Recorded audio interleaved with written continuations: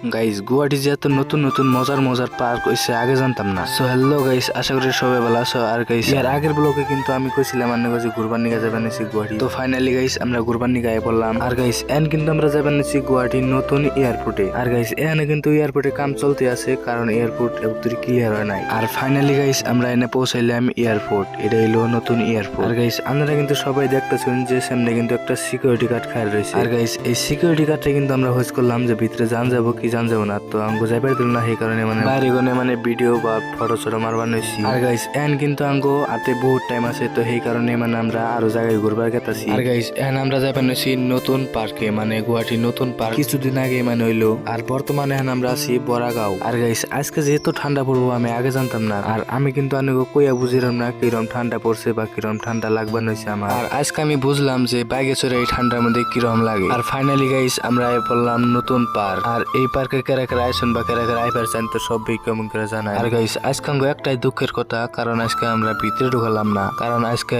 এই পার্কে মানে অমিত সাহেব এই কারণে মানে বন্ধ রাখছে। আর গাইস আজকে কিন্তু আঙ্গো ভাগ্যটাই খারাপ, কারণ আজকে নতুন এয়ারপোর্টে গেলাম, তো সেই জায়গায় মানে ভিতরে ঢুকবার দিল না। আবার এলাম নতুন পার্কে, এই জায়গায় মানে আইনা হুনি বন্ধ। তো আঙ্গনাল কার কার ভাগ্য খারাপ তো সবাই কমেন্ট করে জানান। তো আজকের এই মিনি ব্লগটা কিরম লাগলো তো সবাই লাইক কমেন্ট শেয়ার সাবস্ক্রাইব করে দিন। আর যে যে ফেসবুকে থেকে দেখতেছেন তো সবাই ফলো করে দিন।